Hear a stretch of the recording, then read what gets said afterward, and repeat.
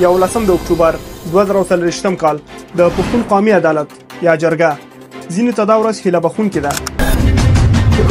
چې 11 اکتوبر په بله معنا د کام د پښتانه کام د مرګ د ژوند خبره ده خو ځینې بیا ناهیلي دي और मैंने वाज़े ये कहा कि पाकिस्तान के अगेंस्ट नहीं होना चाहिए څه فکر کوئ 11 د اکتوبر څه کیدونکي دي تاسې ترې څه توقع لرئ پښتنو ته کوم چانسونه په لاس ورغلي دي او د پښتون وطن برخلیک به څنګه شي ها که د وطن دشمن خبره کوله پښتانه که څوک ځواب ورکوي که نه ورکوي مونږ یې ورکوو خو کلک یې ورکوو آیا پښتانه افغانان به په دې وتوانېږي چې د خپلو ځواني مرګو شهیدانو ګلالیو ماشومانو پر بمونو وران شوو کورونو ښوونځیو جوماتونو او ښارونو پوښتنه د پنجاب د ظالم او ناترسه پوځ څخه وکړای شي او د پروګرام شوي جګړې لمن د پښتونخوا څخه ټوله کړي بدامني جوړه کړي یو څه کسان پیدا کړي ټریننګ ورکړي کرنل امام وغیرہ خپلې انټرویوګانې نو سر پولیس کابل هوټل کې هغه چای درول شي دي سر په 11 اکتوبر اول کار دا کوو چې مونږ وایو 80,000 شهیدان شوي دي څوک وایي 1 लाख شوي دي खाना चकजई साहब अली वजीर की गिरफ्तारी के हवाले से क्या कहेंगे उस पर मंशियात और फिर पिस्तौल बरामद करने के मुकदमात हुए مالا د خپل کام ننګیالي ځوانان ګټلي نه دي ما د عارف غوندې تنکي ځوانان ګټلي نه دي چیز کی پیچھے وردی در داغه وردی قربان سم در داغه وردی صدقه سم بیا به دا پنجابی هم شړو بیا به دی زموږ وطن یې لکوي دا زموږ خپله خاوره ده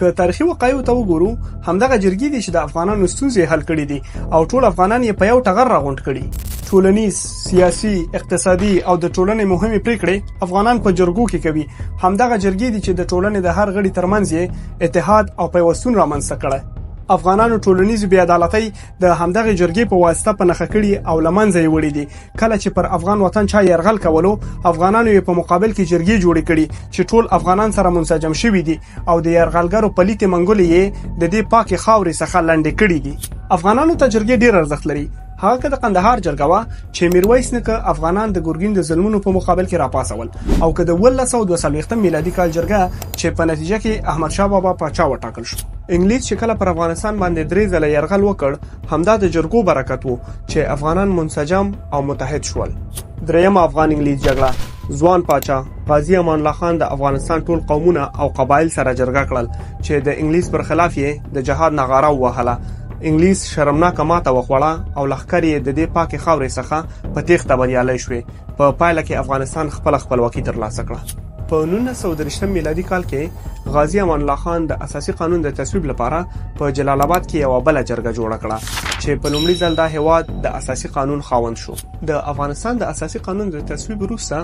انګریز سخت په ویره کې شو ځکه افغانستان په لومړي ځل د داسې اساسي قانون خاوند شو چې په سیمه کې ساری نه لیدل کېدو خو انګریز غوښتل چې په سیمه کې خپلې منګولې ټینګې وساتي د افغانستان یوه لویه برخه د ډیورنډ په نامه چې پخوا په چل او فریب د افغانستان څخه بیله کړې وه په زور د برټانوي هند برخه وګرځوله او له هغې ځایه اداره کوله خو پښتنو افغانانو یې په خلاف مزاحمت کاوه د ډیورنډ د بې اساسه او ظالمانه معاهدې په اړه زما دغه ویډیو در سره کتلی شئ فخر افغان خان عبدالغفار خان د خدای خدمتګار بنسټ ایښودونکی و هغه د انګریز پر خلاف پښتانه افغانان راویښول او جرګې به یې کولې د اتمانزو پېښور بنو او د بر وطن جرګې د افغان تاریخ یو روښانه برخه ده خان عبدالغفار خان په پښتنو کې د عدم تشدد د فلسفې سرلاری و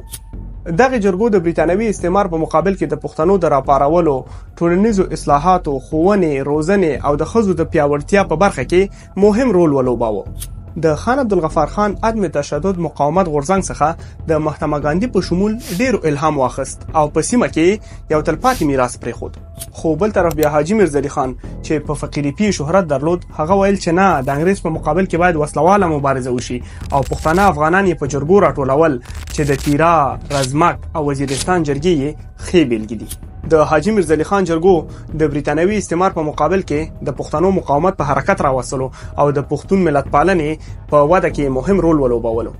د هغه رهبري او د جرګو ستراتیژیکې کارونې د پښتنو د قومونو په یووالي کې مرسته وکړه او پښتانه د برټانوي استعمار په مقابل کې بغاوت ته وهڅول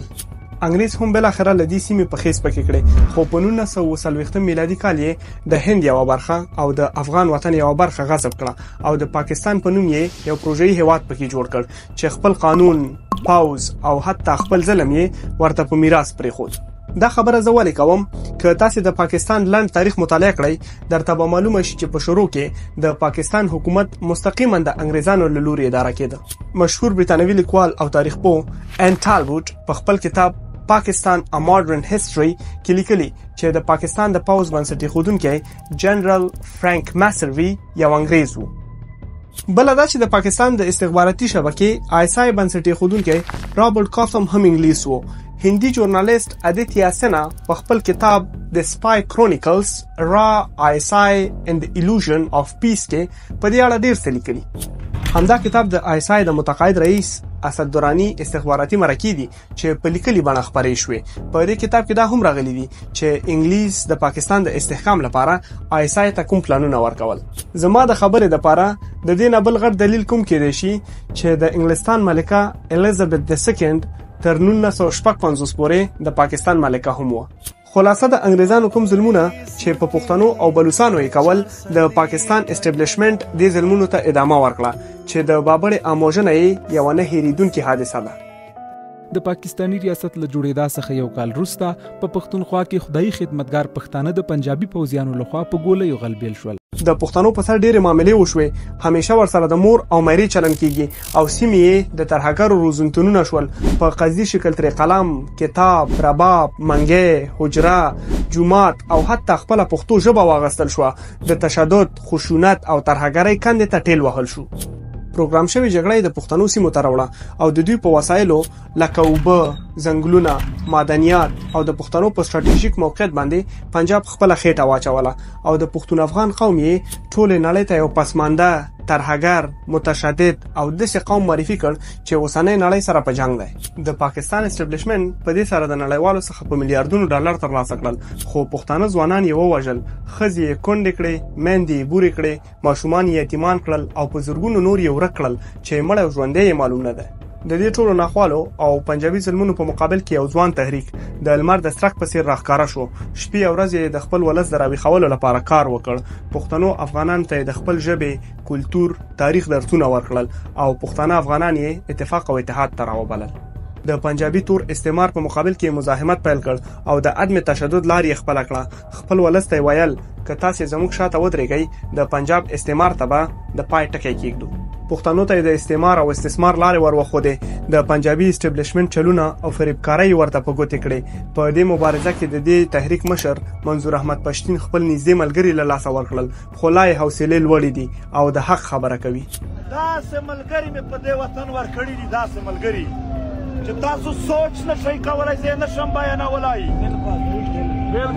زما سره هم په تاسو قربان. د حق غوښتنې او ازادۍ د لارو شهیدانو یاد به په ولس کې تلپاتې وي. پنجابي استعمار داسې فکر کولو چې د ګران ګیلمن په شهادت سره به دغه تحریک په ملا مات شي خو د ګیلمن په شهادت سره پښتانه نور هم منسجم شو او حوصلې یې لوړې شوې. د ګران ګیلمن وزیر د جنازې په ورځ مشر منظور پښتین د پښتنو څخه وغوښتل چې د حوصلې څخه کار واخلي او هغوی د بېنظمۍ څخه منع کړل. هغه د خپل ولس سره وعده وکړه چې په 11 د اکتوبر به د پښتنو د عدالت جرګه راغواړي. که څه هم د جرګې د طرز العمل او ماهیت په اړه چا سره معلومات نشته دی او نه هم د پی ټی ایم مشرتابه مطبوعاتو ته په دې اړه معلومات ورکړي خو دومره ویل کیږي چې قوم به د خپل راتلونکي فیصله په خپله کوي. البته ځای یې ورته د خیبر تاریخي سیمه ټاکلې. د تاریخي پلوه د خیبر سیمه د افغانانو د مقاومت یو ډیر مهم محاذ پاتې شوی دی، خاصتا د مغولو او انګریزانو په خلاف. کله به چې انګریز غوښتل چې کابل ونیسي نو د خیبر پښتنو قبایلو به ورته سرخوږی جوړولو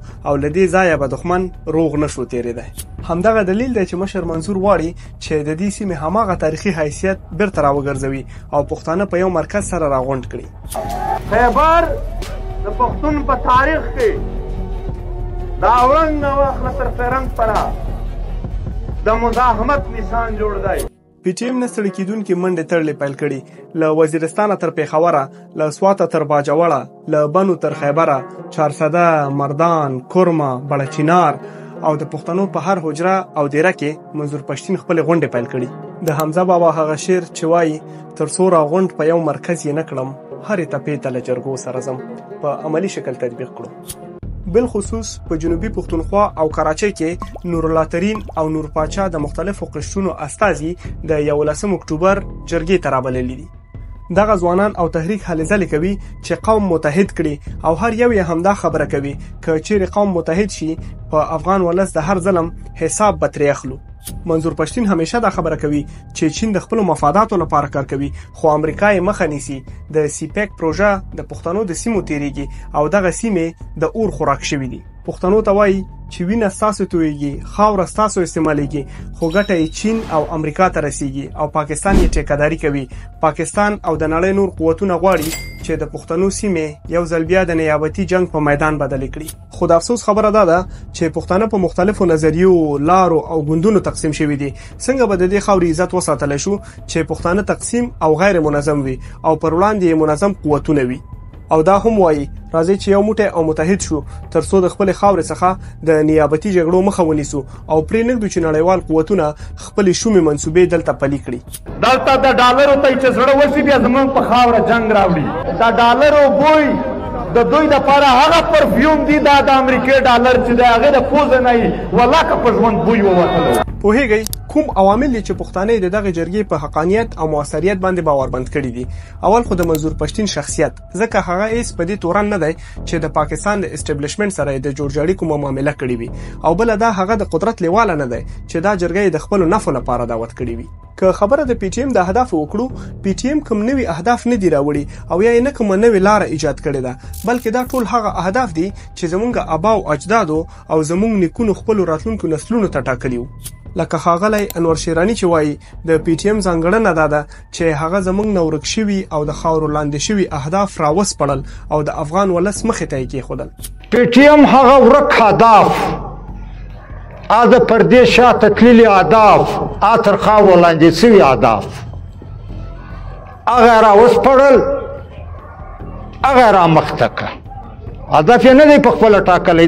اوس پوښتنې دا دي چې دا قومي جرګه به څه کوي، کومې پریکړې به وکړي، څومره صلاحیت لري او دا کومې پریکړې چې وکړي د دې د عملي کولو توان به ولري او که دا هر څه به د کاغذ پر سر پاتې شي. بله پوښتنه پښتون ولس ته راجع کېږي چې دا تقسیم شوی او تیتو پرک ولس به په یو نقطه سره راټول شي، د پی ټی ایم او منظور پښتین هلې ځلې به ځای ونیسي او د شهیدانو وینې به رنګ راوړي. اساسي پوښتنه دا ده چې د دې جرګې پر وړاندې کوم خنډونه او کوم چیلنجونه موجود دي. اول د پښتون تقسیم وجود چې په مختلفو ګوندونو، مذهبي مسلکونو او جغرافیو ویشل شوی دی، دا یې تر ټولو غټ خنډ دی. دوهم د پاکستان اسټابلیشمنت او د هغه مکارې استخباراتي ادارې چې په لاس کې د فتوو او مذهب قوي وسله ده چې د هر مخالف پر ضد یې کاروي.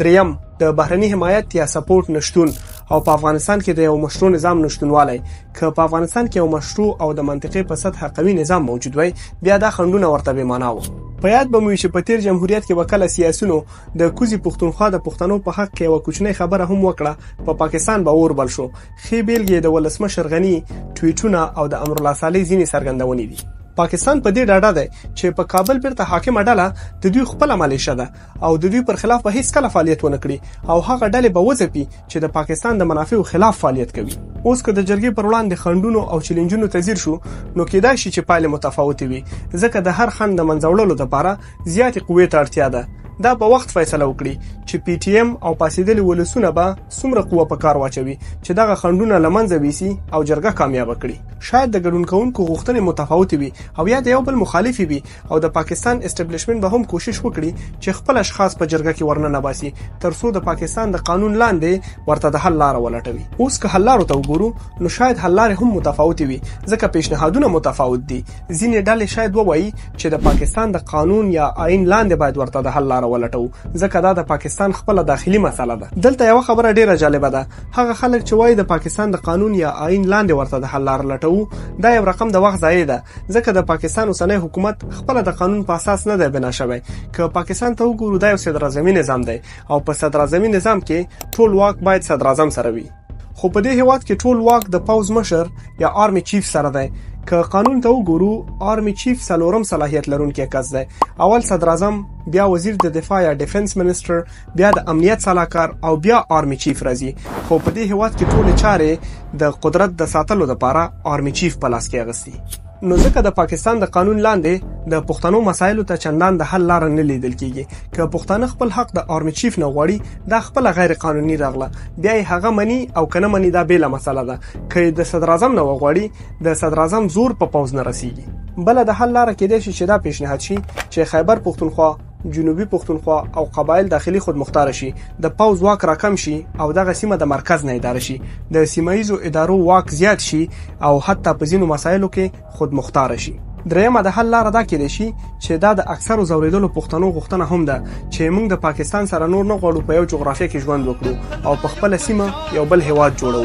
چیرې چې زمونږ خپل خاوره خپل اختیار وي په دې اوبو هوا معدنیات او سیمه زمونږ حق ده نو واکي هم باید زمونږ وي نور اجازه نه ورکوي چې د نړۍ قوتونه راشي او زمونږ په سیمه کې د ترهګرۍ ځالې جوړې کړي او پاکستان یې ټیکهدار وسی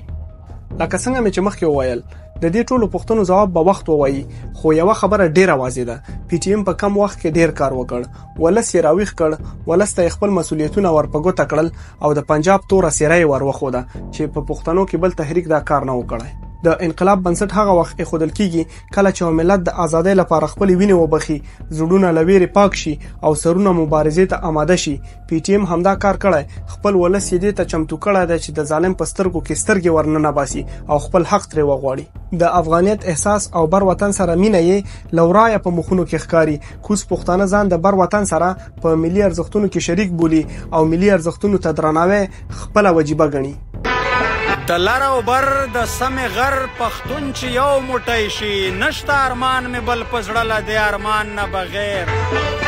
او د وخت مغل یې که هر څو کردار کشي وکړله